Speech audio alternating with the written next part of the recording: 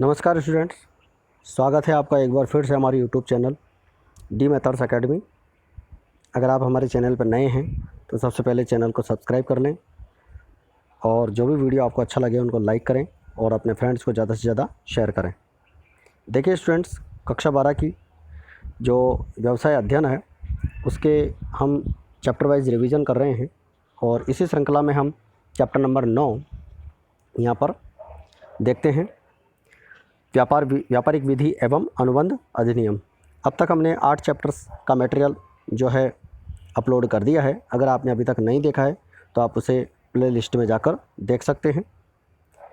आ जाइए revision start करते हैं। सबसे पहले अति लघुतरात्मक प्रश्नों में पहला प्रश्न है, क्या भारतीय अनुबंध अधिनियम व्यापारिक विधि का अंग है? तो इसका जवाब है हाँ, भारतीय अनुबंध अधिनियम व्यापारिक विधि का एक महत्वपूर्ण अंग है। दूसरा प्रश्न है, अनुबंध का अर्थ क्या होता है? अनुबंध को हम एग्रीमेंट कहते हैं, कॉन्ट्रैक्ट कहते हैं इंग्लिश में। प्रश्न संख्या 2, अनुबंध का अर्थ। तो देखिए, अनुबंध को हम एग्रीमेंट या कॉन्ट्रैक्ट भी कहते हैं। अनुबंध का अर्थ 2 या 2 से अधिक पक्षकारों या व्यक्तियों के मध्य किए गए ऐसे ठहराव से हैं जो उनके मध्य वैधानिक अधिकारों एवं दायित्वों की उत्पत्ति करता है। यह था हमारा प्रश्न संख्या 2। यह था प्रश्न संख्या 1 और 2। आ जाइए प्रश्न संख्या 3 पर।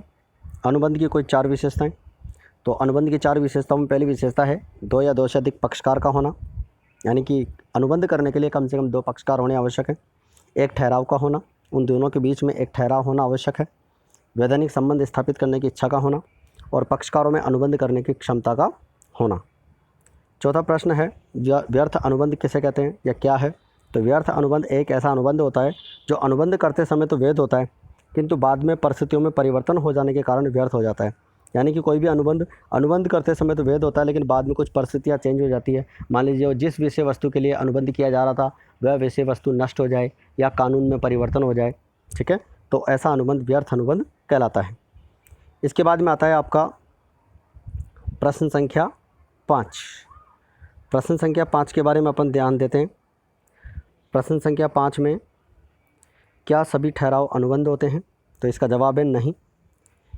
वही ठहराव अनुबंध बनते हैं जो कानून द्वारा परिवर्तनीय करवाए जा सकते हैं। परिवर्तित का मतलब होता है लागू करवाए जाते हैं, क्योंकि उनमें परिवर्तनीयता का कोई गुण नहीं होते हैं। जैसे पारिवारिक ठहराव, सामाजिक ठहराव, राजनीतिक ठहराव, धार्मिक ठहराव, ये सभी ठहराव ऐसे होते हैं जिन्हें हम कानून रूप से लागू नहीं कर सकते हैं, तो ये ठहराव अनुबंध नहीं होते हैं। अतः हम कह सकते हैं कि सभी ठहराव अनुबंध नहीं होते हैं। इसके बाद में वैध ठहराव क्या है? तो ऐसे ठहराव जो स्पष्ट या गर्भित रूप से कानून द्वारा वर्जित ना हो या विधि विरुद्ध ना हो, उन्हें वैध ठहराव कहते हैं। इसके बाद में है प्रश्न संख्या 7, अपरिवर्तनीय अनुबंध क्या है? तो देखिए, अपरिवर्तनीय अनुबंध जो मूलतः तो वैध था लेकिन कुछ तकनीकी कमियों या दोषों के कारण वह परिवर्तित नहीं करवाया जा सकता, लागू नहीं करवाया जा सकता। जैसे लिखित या रजिस्टर्ड होना चाहिए था लेकिन नहीं हुआ, उचित प्रारूप में होना चाहिए था लेकिन नहीं हुआ, उचित साक्ष्य का न होना, स्टाम्प अधिनियम के अंतर्गत आवश्यक स्टाम्प न लगे होना, तो ये सारे कारण होते हैं जिस वजह से कोई भी अनुबंध परिवर्तनीय होने से रुक जाता है। अगला प्रश्न है, जितना दाम उतना काम से क्या अर्थ है? देखिए, जितना दाम उतना काम से तात्पर्य यह होता है कि अनुबंध भंग की दशा में पीड़ित पक्षकार ने जितना कार्य या काम कर दिया है उसको तो भुगतान कर देना ही चाहिए। उसको यह राशि क्षतिपूर्ति की राशि के अतिरिक्त पाने का अधिकार होता है। अब है लघुतरात्मक प्रश्न संख्या 1, क्या भारतीय अनुबंध अधिनियम पर्याप्त है? तो इसके बारे में कुछ बातें यहाँ पर है। तो भारतीय अनुबंध अधिनियम के पर्याप्तता के संबंध में विभिन्न कानून विशेषज्ञों में न्यायाधीश लॉर्ड ब्राइस ने कहा है कि इस अधिनियम की बनावट अत्यंत दोषपूर्ण है। पोलक के शब्दों में यह अधिनियम सबसे निम्न कोटि की संहिता है। स्टोक्स ये कहते हैं कि भारतीय अनुबंध अधिनियम की व्यवस्था अधूरी एवं कभी कभी अस्पष्ट रूप से व्यक्त की गई है। इस प्रकार ये कह सकते हैं कि भारतीय अनुबंध अधिनियम व्यापारिक संनियम का एक महत्वपूर्ण स्तंभ एवं आधारशिला है, किंतु फिर भी इसमें बदलती हुई नवीन एवं जटिल परिस्थितियों के परिणाम स्वरूप इसमें संशोधन करना आवश्यक है। यह था प्रश्न संख्या 1। अब है प्रश्न संख्या 2, भारतीय अनुबंध अधिनियम का क्षेत्र क्या है? तो देखिए, भारतीय अनुबंध अधिनियम के जो क्षेत्र हैं उसको हम 10 भागों में बांट सकते हैं। 10 प्रकार से हम बता सकते हैं। 10 अधिनियमों के साथ इसका क्षेत्र होता है। सबसे पहला तो इसका खुद का अधिनियम है, भारतीय अनुबंध अधिनियम 1872। वस्तु विक्रय अधिनियम 1930, भारतीय साझेदारी अधिनियम 1932, विनिमय साध्य विलेख अधिनियम 1882, पंच निर्णय अधिनियम 1940, कंपनी अधिनियम 2013, बैंकिंग कंपनी अधिनियम 1949, उपभोक्ता संरक्षण अधिनियम 1956, आवश्यक वस्तु अधिनियम 1955। अन्य अधिनियम, तो अन्य अधिनियमों में औद्योगिक संनियम, श्रम अधिनियम, बीमा अधिनियम, सेबी अधिनियम, विदेशी विनिमय प्रबंध अधिनियम 1999, पेटेंट ट्रेडमार्क और कॉपीराइट अधिनियम, सूचना प्रौद्योगिकी अधिनियम, माल परिवहन संबंधी संनियम। ये था आपका प्रश्न संख्या 2 भारतीय अनुबंध अधिनियम का क्षेत्र। अब है प्रश्न संख्या 3, क्या अनुबंध एक ऐसा ठहराव है जो राज्य नियम द्वारा परिवर्तनीय होता है, क्यों? तो देखिए, अनुबंध एक ऐसा ठहराव है जो राज्य नियम द्वारा परिवर्तनीय होता है। यह परिभाषा भारतीय अनुबंध अधिनियम 1872 की धारा 2H के अंतर्गत दी गई है, जो संक्षिप्त एवं पूर्ण है। यह अनुबंध के 2 महत्वपूर्ण तत्वों पर जोर देती है: पक्षकारों के मध्य ठहराव एवं दायित्व का उत्पन्न होना। ठहराव की उत्पत्ति के लिए 2 या 2 से अधिक पक्षकारों का होना आवश्यक होता है, क्योंकि इसमें एक पक्षकार द्वारा प्रस्ताव रखा जाता है और दूसरे पक्षकार द्वारा स्वीकृति प्रदान की जाती है, अर्थात प्रस्ताव प्लस उसकी स्वीकृति मिलकर कहलाता है ठहराव। इसके अलावा ठहराव ऐसा हो जो दायित्व उत्पन्न करे। इसके बाद में दूसरा पॉइंट है दायित्व का कानून द्वारा परिवर्तनीय होना। अनुबंध कानून द्वारा परिवर्तनीय होता है, यानी कानून के द्वारा लागू करवाया जा सकता है। अर्थात यदि एक पक्ष अपने अनुबंध द्वारा परिवर्तनीय होता है, अर्थात यदि एक पक्ष अपने दायित्व को निभाने में त्रुटि करता है तो दूसरा पक्ष उसे न्यायालय की सहायता से दायित्व को निभाने के लिए बाध्य कर सकता है, अर्थात दोषी पक्षकार पर न्यायालय में वाद प्रस्तुत किया जा सकता है। इस प्रकार स्पष्ट है कि अनुबंध एक ऐसा ठहराव है जो राज्य या कानून द्वारा परिवर्तनीय होता है। अगला प्रश्न है बच्चों, एक ठहराव कब अनुबंध बन जाता है? तो एक ठहराव उस समय अनुबंध बन जाता है जब दोनों पक्षकारों की इच्छा वैधानिक संबंध स्थापित करने की होती है, उनमें अनुबंध करने की क्षमता होती है, अर्थात वो वयस्क हो, स्वस्थ मस्तिष्क का हो, राज्य नियम द्वारा अनुबंध करने के लिए अयोग्य घोषित नहीं किया गया हो, उनके मध्य सहमति हो, पक्षकारों की स्वतंत्र सहमति हो, अर्थात सहमति उत्पीड़न, अनुचित प्रभाव, कपट, मिथ्या वर्णन एवं गलती पर आधारित नहीं होनी चाहिए। वैधानिक प्रतिफल हो। वैधानिक उद्देश्य, तो वैधानिक उद्देश्य में हम बात करें,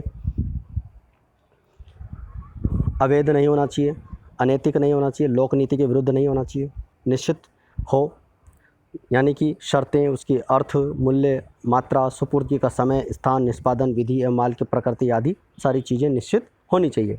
निष्पादन की संभावना होनी चाहिए, अर्थात अनुबंध ऐसा नहीं होना चाहिए, ठहराव ऐसा नहीं होना चाहिए जिसके पूरा होने की कोई संभावना ही नहीं हो। ठहराव स्पष्ट रूप से व्यर्थ घोषित नहीं होना चाहिए और वैधानिक औपचारिकताएँ उसकी पूर्ण होनी चाहिए। इसके बाद में प्रश्न संख्या 5, और प्रश्न संख्या 5 में हम देखते हैं क्या ठहराव वैधानिक होता है? तो इसका जवाब है नहीं, क्योंकि दैनिक क्रियाकलापों में कई ऐसे ठहराव भी होते हैं जो अनुबंध नहीं बन सकते, वैधानिक नहीं बन सकते। जैसे सामाजिक ठहराव में 2 मित्रों के साथ साथ आमंत्रित करने आदि आते हैं। पारिवारिक ठहराव, राजनीतिक ठहराव में किसी व्यक्ति को मंत्री पद दिए जाने, पक्ष विपक्ष में मतदान करने आदि होते हैं। धार्मिक ठहराव, अयोग्य पक्षकारों द्वारा किए गए ठहराव, अवयस्क स्वस्थ मस्तिष्क वाले व्यक्ति, राजनियम द्वारा अनुबंध करने के अयोग्य व्यक्ति।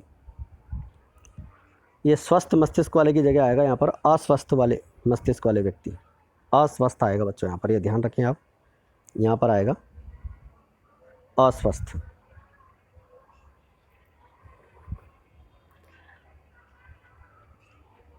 स्वतंत्र सहमति के बिना किए गए ठहराव, बिना प्रतिफल वाले ठहराव, अवैधानिक प्रतिफल वाले ठहराव, विवाह के ठहराव, व्यापार, वैधानिक कार्य में रुकावट डालने वाले ठहराव, बाजी और असंभव कार्य करने के ठहराव।